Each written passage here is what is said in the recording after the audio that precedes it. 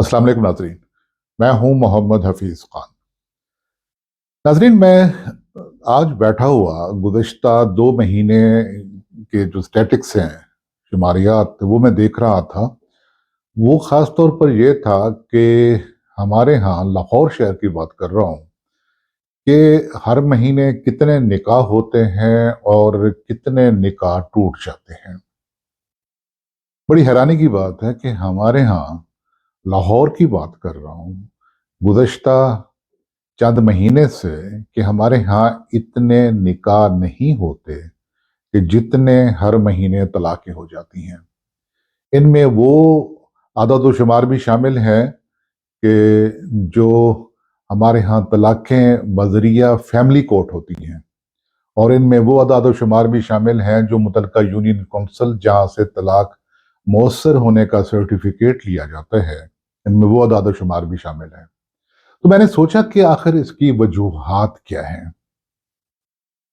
क्या हम अपने बच्चों को, बेटियां हों या बेटे, हम सिर्फ उन्हें शादी की तकरीबात के लिए तैयार करते हैं, उनके लिए महंगे महंगे मलबूसात खरीदते हैं, उनके लिए महंगी महंगी तकरीबात का इनकाद किया जाता है, जिसमें मेहंदी है और मेहंदी से पहले की तकरीबात हैं, फिर बारात है, उसमें कवाली नाइट है, कहीं मुजरा हो रहा है, और उसके बाद फिर एक बहुत बड़ा वलीमा जिसमें हस्ब इस्तात सैकड़ों या हजारों लोग भी शामिल होते हैं। और इतने इत्माम से की जाने वाली शादियां कुछ अरसे के बाद टूटना शुरू हो जाती हैं। बोसीदगी उनको चमट जाती है, और वो जो इतनी मोहब्बत से, इतनी चाहत से दूल्हा दुल्हन बनते हैं, उनके दरमियान नफरत पनपने लगती है। और अक्सर सूरतों में वो जो होने वाला बच्चा या बच्ची होती है, वो भी उन शादियों को रोक नहीं पाती, और वो शादियां टूट जाती हैं। आखिर इसकी वजूहात क्या है? बात यह है कि बेटियां जब हमारे यहाँ पैदा होती हैं, खासतौर पर हमारी सोसाइटी में, तो उनको बचपन से ही दुल्हन बनने के ख्वाब दिखाए जाने शुरू कर दिए जाते हैं।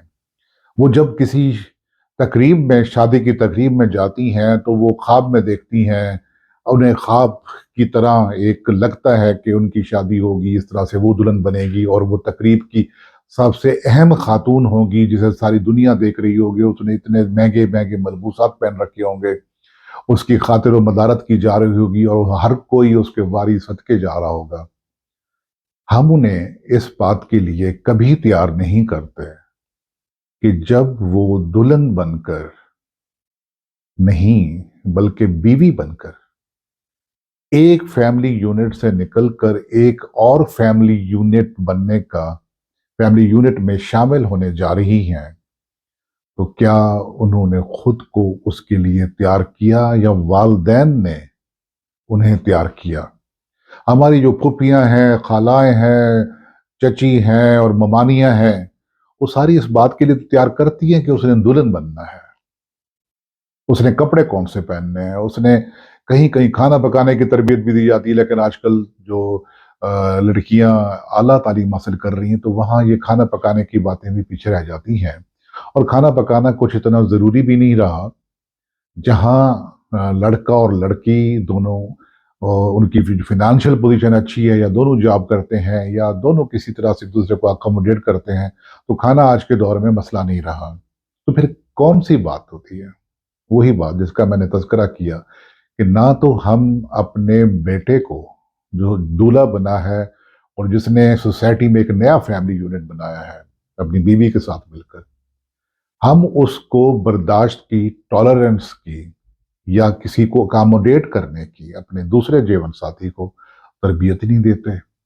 उसके ज़हन में ये बात घुसा दी जाती है कि वो हाकिम है, और जो बीवी है उसकी महकूम है, और उसको दोस्त भी मशवरा देने वाले होते हैं, बाकी लोग मशवरा देने वाले होते हैं कि तूने बिल्कुल अकड़ के रहना है, तूने स्पेस नहीं देनी, कुछ नहीं करना। और यही बात लड़कियों में होती है।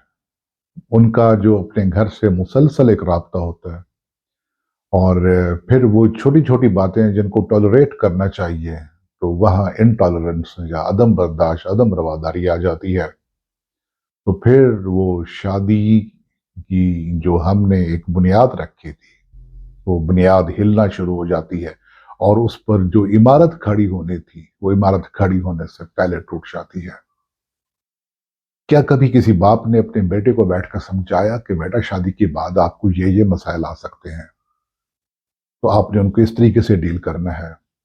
یا کسی ماں نے اپنی بیٹی کو یہ بھی سمجھایا کہ بیٹی شادی کے بعد آپ کو یہ مسائل آ سکتے ہیں، تو آپ نے اس کو اس طریقے سے ڈیل کرنا ہے؟ کبھی بھی نہیں، بلکہ الٹا وہ اس کی جو ایک عدم برداشت ہوتی ہے، یا لڑکی کے لیے جو کچھ نیا ہوتا ہے، لڑکے کے لیے جو کچھ نیا ہوتا ہے روزمرہ کے معمولات کے حوالے سے، تو اس میں ہوا دی جاتی ہے۔ مجھے اپنے ایک دوست یاد آ رہے ہیں، وہ کہا کرتے ہیں کہ جب میری اکلوتی بیٹی کی شادی ہونے لگی تو میں نے اپنی بیٹی سے یہ کہا کہ بیٹا، آپ شادی کے بعد ایک نئے گھر میں جا رہی ہو، اگر وہاں تمہیں کوئی مسائل پیش ہوں کسی قسم کے، اور تم سمجھو کہ تمہارے لیے مشکل ہو رہا ہے، تو بیٹا برداشت کرنا، گھر کو گھر بنانا، یہ لمحات، یہ دن، یہ جو ٹربولنس پیریڈ ہوتا ہے شادی کے بعد کا، یہ گزر جاتا ہے۔ لیکن جب یہ دیکھنا کہ اب جو پانی ہے تمہارے ناک سے اوپر آنے لگا ہے اور تمہاری زندگی خطرے میں ہے، تو بیٹا پھر مجھے آواز دینا، پھر میں تمہارے سامنے دیوار بن کے کھڑا ہو جاؤں گا، کیونکہ بیٹیوں کی زندگی اور بیٹوں کی زندگی وہ پہلے ہے۔ ہم نے دیکھا ہے کہ آج کل آپ نے دیکھا ہوگا کہ ابھی پچھلے دنوں ایک قتل ہوا، اور کس طریقے سے وہ دلہن کے جو حاملہ بھی تھی، اس کا ایک بچہ بھی تھا، جو بڑے پیار سے پیا کر اپنی خالہ کے گھر لائی گئی تھی، کس طریقے سے اس کے ٹکڑے ٹکڑے کر دیے گئے اور انہیں بے دردی سے بہا دیا گیا۔ اور اس میں شامل کون تھا؟ مبینہ طور پر اس کی نند تھی اور اس کی ساس تھی، یعنی اس کی کزن تھی اور اس کی خالہ تھی، جنہوں نے اس کو قتل کر دیا۔ تو شادیاں ٹوٹنے کے لیے نہیں کی جاتی، شادیاں ہمیشگی کے لیے کی جاتی ہیں ایک، لیکن ہمیں یہ دیکھنا چاہیے کہ ہم ان شادیوں کو سمٹ لگانے کے لیے کیا اقدامات کر رہے ہیں۔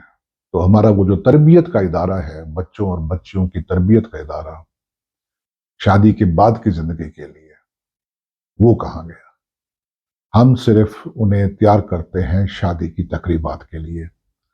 شادی کے بعد کی زندگی کیسے ہوگی، اس سے کیسے نمٹنا ہوگا، اس میں سے کیسے گزرنا ہوگا، اس کے لیے بالکل تیار نہیں کیا جاتا۔